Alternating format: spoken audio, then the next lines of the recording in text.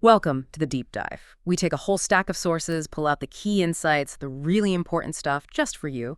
And today we're digging into something pretty fundamental. What is it that really makes an organization, well, work? Especially when things get tough. Is it just about, some genius leader at the top? Or is there something, maybe something deeper going on? Yeah, that's exactly what we're exploring. We're diving into Simon Sinek's Leaders Eat Last. And our mission here is to unpack these powerful ideas about basic human needs. Yeah. Specifically, this deep need we all have to feel safe within our group, our tribe, if you will. We'll look at how that shapes everything in an organization. We've got real-world stories, some biology, surprising facts pulled from the source. Yeah. We want to show how great leaders build that trust, that cooperation, and, well, what happens when they don't. Okay, so let's start with that core idea you mentioned. And Sinek calls it the circle of safety. What exactly is that? Right, so the basic idea is pretty simple but powerful. When people feel safe inside the group, safe from internal politics, backstabbing, job insecurity, that kind of thing. Uh-huh. Safe from each other, essentially. Exactly. When that internal threat is gone, then they can focus all their energy outward, dealing with the real challenges, the competition, the opportunities outside the group. That makes sense. It reminds me of that old Aesop's fable, the one with the oxen and the lion. Oh, absolutely. It's a perfect analogy, isn't it? The four oxen, they stand tail to tail, horns out. The lion can't touch them.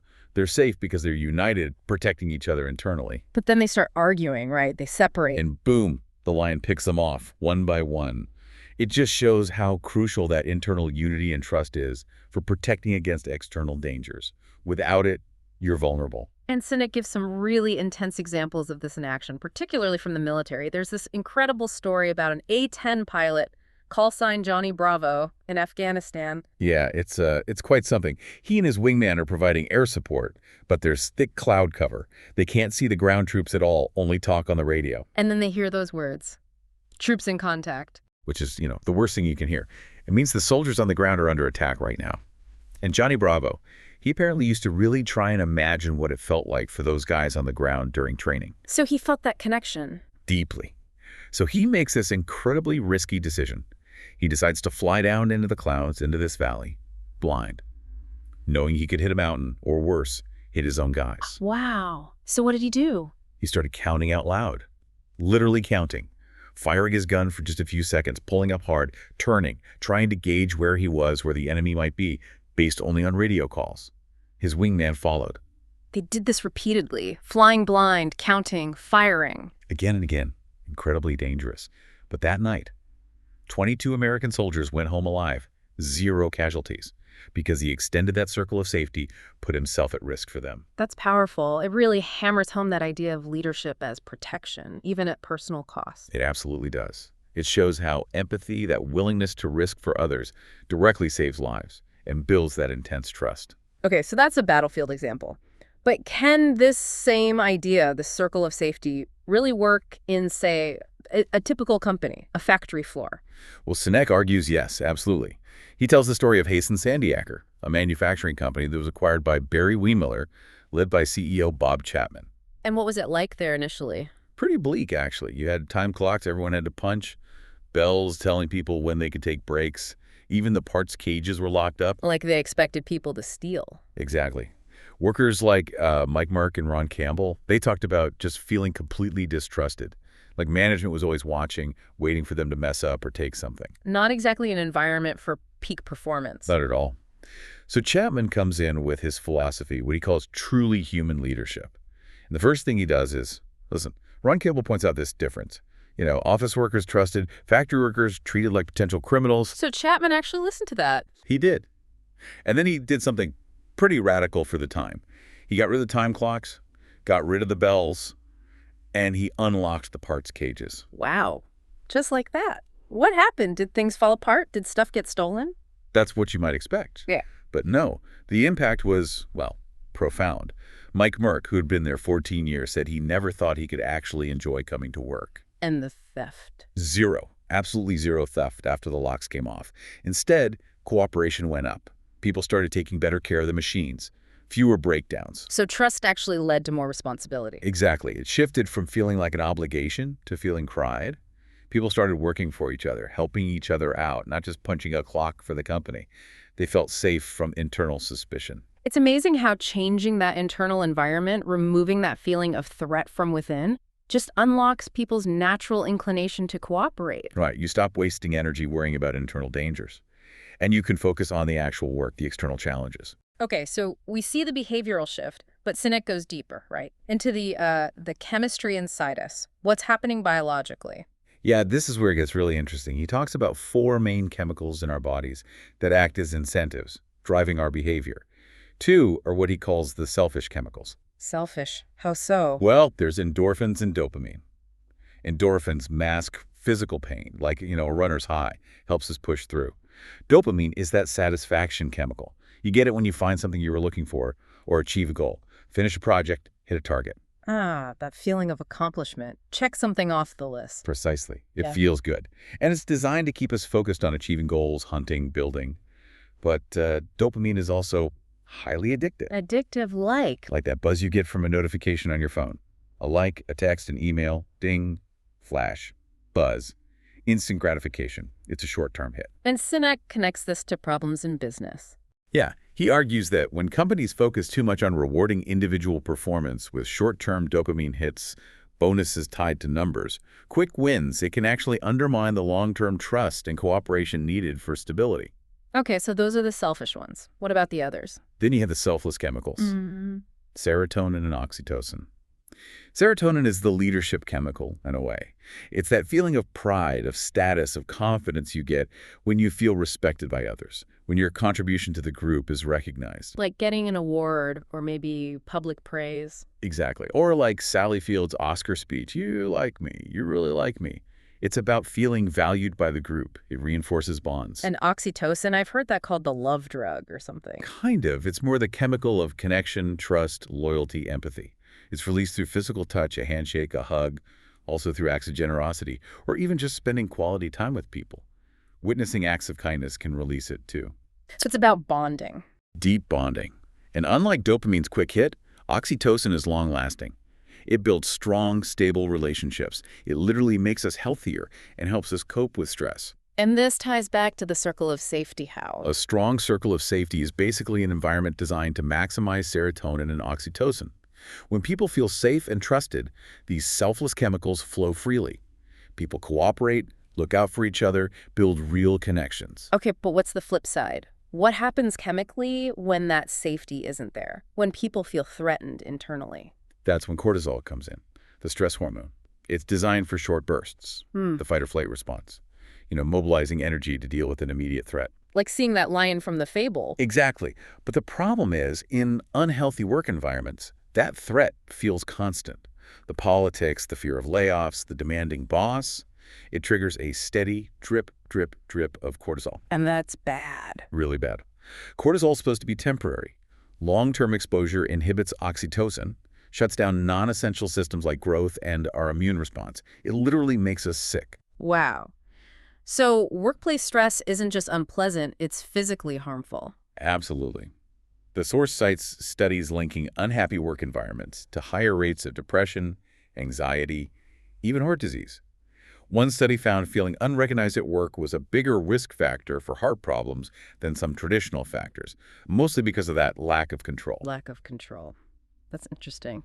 Because there's a stereotype, right? Yeah. The stressed out CEO, the executive stress syndrome. Yeah, but Sinek points to research, like the Whitehall studies in the UK and work from Harvard and Stanford, that actually found the opposite. Leaders often have lower stress levels Why? because they typically have a greater sense of control over their work and their environment.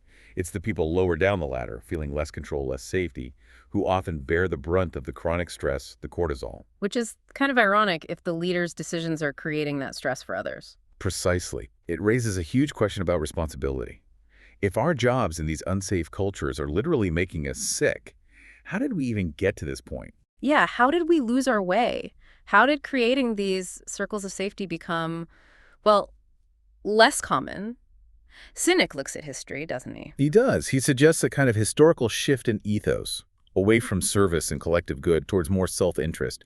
He points back to, say, the Roaring '20s. Ah, the Gatsby era, flappers and jazz. Exactly. Unprecedented growth, rampant consumerism, the rise of celebrity culture, new tech like radio changing everything, a real focus on aspiration, maybe even excess. Okay, so that's one end. Then contrast that with the generation that followed, the greatest generation, forged by the Great Depression, then World War II. Shared hardship, shared sacrifice. War bonds, victory gardens. Right. Everyone felt they were in it together, part of something bigger than themselves. A strong sense of collective purpose, of service. The circle felt maybe nationwide then. But that changed. Well, then came the baby boomers, born into relative affluence after the war. Sinek characterizes them as the me generation, rebelling against tradition, focusing more on individualism, self-expression, self-realization. And as they entered the workforce, That more individualistic, maybe self-centered focus started to influence economic and political thinking. The idea of the collective, the circle, started to erode a bit. and this laid the groundwork for changes in how businesses operated. It seems so. Sinek points to a really pivotal moment. The 1981 Pantyhose strike. President Reagan fired over 11,000 striking air traffic controllers. Which was hugely controversial. Hugely. And while it was technically illegal for them to strike, Sinek argues it set this unwitting precedent. It normalized the idea of mass layoffs, not as a last resort, but almost as a standard tool for balancing the books. A shift from protecting people to protecting the number. That's the argument. Protect commerce first. And this coincided with the rise of an economic theory that really took hold: shareholder primacy. The idea that a company's main goal is just to maximize profit for its shareholder. Exactly, above all else. Employee well-being, long-term stability, even customer satisfaction sometimes seemed secondary to hitting those quarterly numbers for Wall Street. And we saw leaders embrace this. Oh yeah, Jack Welch at GE became famous for his rank and yank system, firing the bottom 10% of managers every year. It drove profits up short-term, for sure. But long term. Well, look at GV now.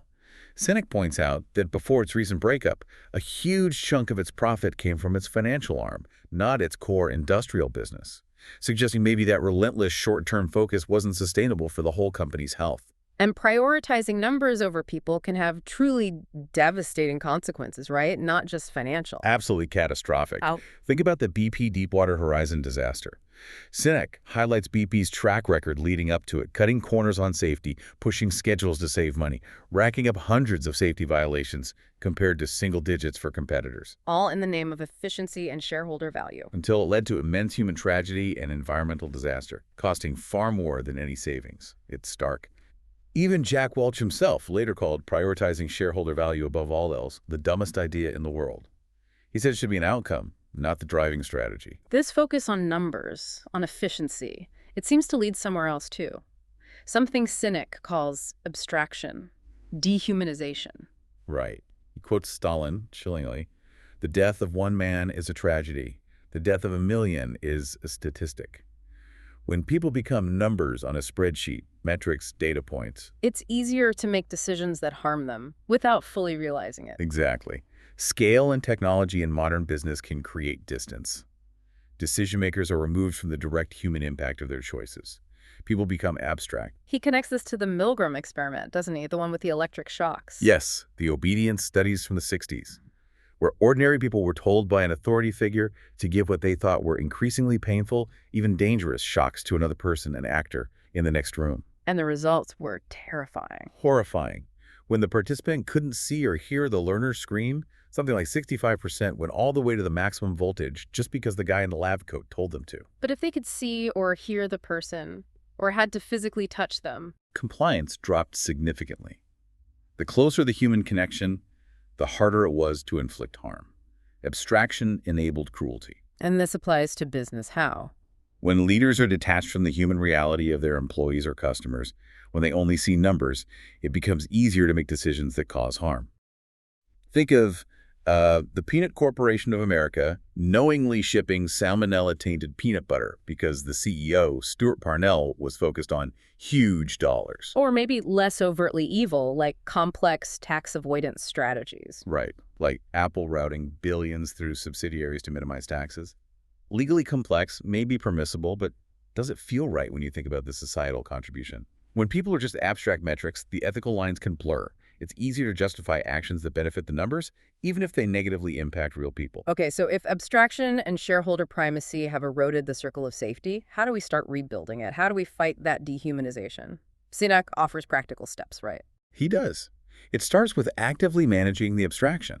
Rule number one, he suggests, is keep it real. Bring people together, physically. So less reliance on email and Zoom. Well, those tools have their place, obviously. Yeah. But Sinek emphasizes that digital connections, while maybe giving us those little dopamine hiss-likes, followers don't build deep, oxytocin-fueled trust the way face-to-face interaction does. It's why people still go to conferences, even if they work online all year. Exactly. Like that blog world example he uses. Why do thousands of bloggers fly to Vegas? To actually meet each other. Trust is built across a table, shaking hands, sharing a meal, not just through a screen. Okay, so rule 1, get people together. What's rule 2? Rule 2, go small to go big. This relates to Dunbar's number. The idea that humans can realistically only maintain stable social relationships with about 150 people. Right, the limit of our sort of village brain. Kind of. And fascinatingly, Bill Gore, the founder of Gore-Tex, seemed to understand this intuitively. He capped the size of his factories at around 150 people. He deliberately kept them small, even if it seemed less efficient. Yes, because he knew that once groups get too big, that natural sense of community, trust, and mutual obligation starts to break down. People become anonymous. By keeping units small, Gore fostered incredible loyalty, innovation, and strong relationships. Small teams build trust, which fueled big success. Makes sense. Okay, rule 3. Rule 3, meet the people you help. This is about connecting work to its human impact. Sinek highlights research by Adam Grant. For example, university fundraisers who actually met a student who received a scholarship they helped fund. Let me guess, they raised more money. Dramatically more, like over 400% increase in weekly revenue. Same thing happened with Wells Fargo loan officers meeting people who got loans, radiologists seeing a photo of the patient whose scan they were reading, lifeguards reading stories about rescues performed by other lifeguards. So seeing the real person, the real impact. It massively boosts motivation and performance. It's not enough for the boss to just tell you your work matters. Seeing it, feeling that human connection to the purpose, that's what drives us. We're wired to help the tribe. Okay, that's powerful. Rule 4. Rule 4. Give them time, not just money. Think about helping a friend move. One friend writes a check for movers. Another friend spends all Saturday hauling boxes with you. Yeah, you feel way more indebted to the friend who gave their time and effort. Exactly. Because time is finite. We all have the same 24 hours. Giving your time and energy is a much clearer signal of commitment and care than just giving money, which has relative value. It builds stronger bonds, more oxytocin, like colleagues volunteering together versus just donating to a charity fund. So bring people together, keep groups human-sized, connect work to impact, and value time and effort.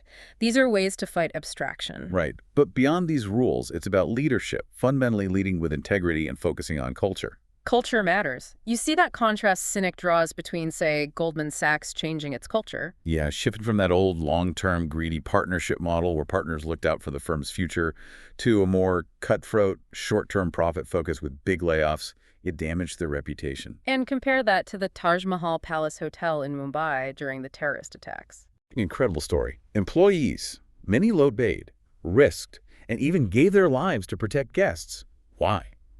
Because the culture, instilled from the top, was relentlessly focused on guest safety and service above all else.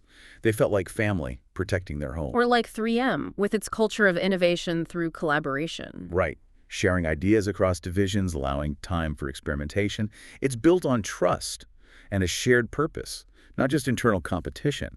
That culture is their competitive advantage. Another key leadership lesson seems to be about control. Give it, don't hoard it. Definitely. Captain David Marquet turning around the USS Santa Fe, the submarine, is a prime example. He realized the typical Navy model was broken. How so? He said, those at the top have all the authority and none of the information.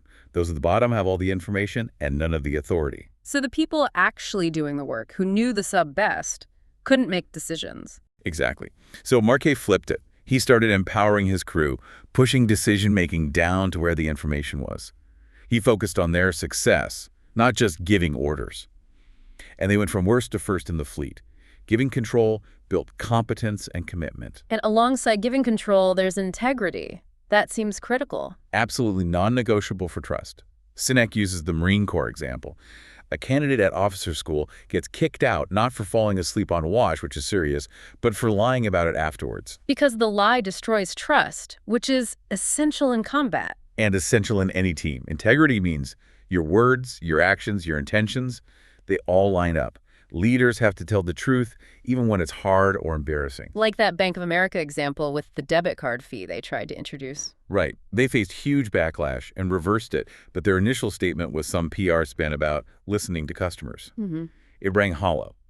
Sinek argues an honest, wow, we messed up, we were short-sighted, we're sorry, would have actually built trust, even though it admitted fault. Honesty, even painful honesty, builds the circle. It has to. And finally, maybe surprisingly, Sinek argues, friends matter, even in politics. How does that fit in? He talks about Newt Gingrich's changes in the 90s, encouraging Congress members to spend less time socializing in D.C. and more time back home fundraising. Which led to? Less personal connection, less relationship building across the aisle, more polarization, less trust. Because they didn't know each other as people anymore. But he contrasts that with another story. Yeah, Representatives Herseth Sandlin, a Democrat, and Goodlatte, a Republican. They made a point of having meals together, getting to know each other personally, and because they built that trust, they were able to find common ground and compromise on legislation. So even political opponents can build a functional circle if they treat each other like humans first. It seems so. That personal connection, that basic friendship, can bridge even deep divides. It humanizes the other side. Okay, so we've covered building the circle, the dangers of not having it, how it got eroded, and ways to rebuild it. Where does Sinek leave us? What's the path forward? Well, he makes a pretty bold claim towards the end.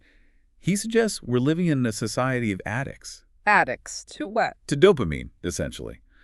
He argues that our modern world, with its abundance and instant gratification, short-circuits our natural reward systems. He draws a parallel between, say, alcoholism, using a substance to cope with stress or insecurity, and our modern cravings. Cravings for? Performance, achievement, checking things off the list, getting that notification, that validation. Especially for younger generations like Gen Y, raised in this world of abstraction and faster now, he sees links to loneliness, impatience, and even tragic events rooted in a lack of real connection. And this applies to companies, too, this addiction. Absolutely. Think of companies obsessed with quarterly results above all else. Or AOL back in the day, incentivizing salespeople purely on new acquisitions, even if those customers left immediately, creating chaos. Or the news shifting from a public service model to chasing clicks and ratings for profit. It's a corporate dopamine addiction, chasing the short-term hit at the expense of long-term health and trust. So if we're addicted to dopamine, what's the cure? Sinek points to Alcoholics Anonymous. What's the crucial step, the one that really cements recovery? Step 12. Which is? Helping another alcoholic. Service. Committing to help someone else struggling with the same thing. It's about forming real human connections, face-to-face, not just online chat rooms. That act of service, that connection, releases oxytocin, which actually helps fight addiction and builds resilience. So connection and service are the antidote. And shared struggle. Think about the military again. Going through intense hardship together builds incredibly strong bonds. That shared struggle also releases oxytocin. In our relatively comfortable modern lives, Sinek challenges leaders to create meaningful struggle. Not manufacturing crises, but framing challenges and goals that are so big, so important, so daunting that people have to come together, innovate, cooperate, and serve a purpose greater than just hitting the next number. Finding that shared why. Which brings us back to purpose, believing in something bigger. Right. Remember Milgram. The participants were more likely to obey the authority figure if they believed the experiment served a higher scientific purpose. A compelling vision, a noble cause gives people the strength to do difficult things, to sacrifice, to persevere. Like Bob Chapman again at Barry Wemler. Exactly. His philosophy is that profit isn't the point, it's the fuel. The point is serving the people within the company, helping them lead fulfilling lives. That purpose drives their success. Or a company like Costco, famous for treating employees well. A prime example Sinek uses. They prioritize their people, pay them well, offer benefits. They build a strong culture, a strong circle of safety. And guess what? They consistently outperform competitors long term. There's a quote Sinek uses that sums it up beautifully. Customers will never love a company until the employees love it first. So wrapping this all up, this deep dive into leaders eat last, the core message seems pretty clear. Yeah, it really boils down to this. True leadership isn't about management techniques or strategy or numbers in isolation. It's fundamentally about creating an environment, that circle of safety, where people feel seen, valued, trusted, and connected to each other and to a larger purpose. It's about tapping into our basic human biology for cooperation and trust. Exactly, because when you do that, people will naturally give their best. They'll innovate, they'll protect each other, and they'll face any external challenge together. So, the final thought for you listening right now, take a look around your own life, your workplace, your team, maybe even your family or community. Ask yourself, how strong is the circle of safety there? And what could you do, maybe even starting today, to strengthen it? What small act of trust or connection or service could you offer? Because Sinek's message is ultimately hopeful. It suggests that building these environments isn't about grand gestures necessarily. It's about the consistent, everyday actions. Listening, showing empathy, telling the truth, putting people first. Those seemingly little things, done consistently, that's what builds trust. That's what creates a place where people feel safe enough to thrive. And that's how truly successful, resilient groups are built.